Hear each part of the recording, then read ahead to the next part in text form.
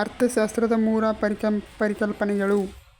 ಅಧ್ಯಾಯ 1. ಅರ್ಥಶಾಸ್ತ್ರವು ಗ್ರೀಕ್ ಭಾಷೆಯ ಎಕೋನೊಮಿಯಾ ಎಂಬ ಪದದಿಂದ ಬಂದಿದೆ. ಇದರರ್ಥ ಗೃಹ ನಿರ್ವಹಣೆ ಎಂದರ್ಥ. ಇದನ್ನು ಪ್ರಾಚೀನ ಗ್ರೀಸ್ನಲ್ಲಿ ಬಳಸಲಾಯಿತು. ಓಕೋಸ್ ಎಂದರೆ ಗೃಹ ಮತ್ತು ನೋಮಸ್ ಎಂದರೆ ನಿರ್ವಹಣೆಯಾಗಿದ್ದು, ಅರ್ಥಶಾಸ್ತ್ರ ಇಂದು ಕೇವಲ ಗೃಹ ನಿರ್ವಹಣೆಗೆ ಸೀಮಿತವಾಗಿರದೆ ವಿಶಾಲ ವ್ಯಾಪ್ತಿಯನ್ನು ಹೊಂದಿದೆ. ಹಾಗೂ ಅರ್ಥಶಾಸ್ತ್ರ ಎಂದರೆ ಎಂಬುದಕ್ಕೆ ಅರ್ಥಶಾಸ್ತ್ರಜ್ಞರು ಹಲವಾರು ವ್ಯಾಖ್ಯಾನಗಳನ್ನು ನೀಡಿದ್ದಾರೆ. ಅರ್ಥಶಾಸ್ತ್ರ ಒಂದು ಸಾಮಾಜಿಕ ವಿಜ್ಞಾನವಾಗಿದ್ದು, ಇದು ಸೀಮಿತ ಸಂಪನ್ಮೂಲಗಳನ್ನು ಬಳಸಿಕೊಂಡು ಗರಿಷ್ಠ ಪ್ರಯೋಜನವನ್ನು ಪಡೆಯುವುದು ಹೇಗೆ ಎಂದು ಅಧ್ಯಯನ ಮಾಡುತ್ತದೆ. ಲಭ್ಯವಿರುವ ಸಂಪನ್ಮೂಲಗಳನ್ನು ಬಳಸಿಕೊಂಡು ಗರಿಷ್ಠ ಕ್ಷೇಮಾಭಿವೃದ್ಧಿಯ ಸಾಧಿಸಲು ಪ್ರಯತ್ನಿಸುತ್ತದೆ. ಅರ್ಥಶಾಸ್ತ್ರದ ವ್ಯಾಖ್ಯಾನಗಳು. ಆಡಮ್ ಸ್ಮಿಥರ ಸಂಪತ್ತಿನ ವ್ಯಾಖ್ಯಾನ. ಸ್ಕಾಟಿಷ್ ಅರ್ಥಶಾಸ್ತ್ರಜ್ಞ ಆಡಮ್ ಸ್ಮಿತ್ ಅವರು ಅರ್ಥಶಾಸ್ತ್ರವನ್ನು ಸಂಪತ್ತಿನ ವಿಜ್ಞಾನವೆಂದಿದ್ದಾರೆ. ಇದು ಸಂಪತ್ತಿನ ಉತ್ಪಾದನೆ, ಬಳಕೆ ಮತ್ತು ಸಂಗ್ರಹಣೆಯ ಪ್ರಕ್ರಿಯೆಯನ್ನು ಕುರಿತು ಅಧ್ಯಯನ ಮಾಡುತ್ತದೆ. ಇವರು 1776ರಲ್ಲಿ ತಮ್ಮ ಗ್ರಂಥವಾದ ರಾಷ್ಟ್ರಗಳ ಸಂಪತ್ತಿನಲ್ಲಿ ಸಂಪತ್ತಿನ ವ್ಯಾಖ್ಯಾನ ನೀಡಿದ್ದಾರೆ.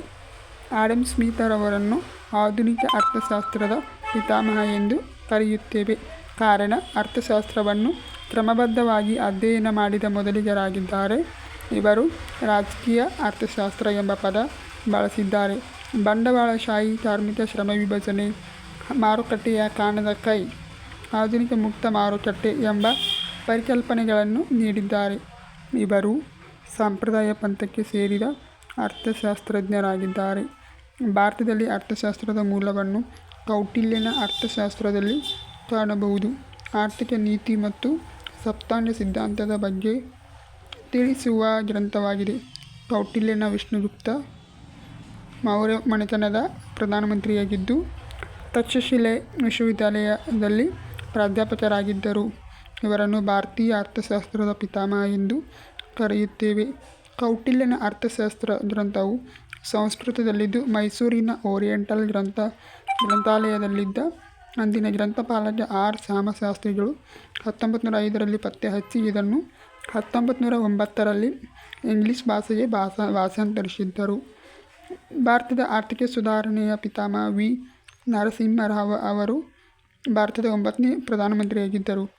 1991ರಿಂದ 96ರವರೆಗೆ ಸೇವೆ ಸಲ್ಲಿಸಿದ್ದಾರೆ. 1991 ಜುಲೈ 24ರಂದು LPG ಜಾರಿಗೆ ತರಲಾಯಿತು. ಇವರನ್ನು ಆಧುನಿಕ ಭಾರತದ ಚಾಣಕ್ಯ ಎನ್ನುವರು.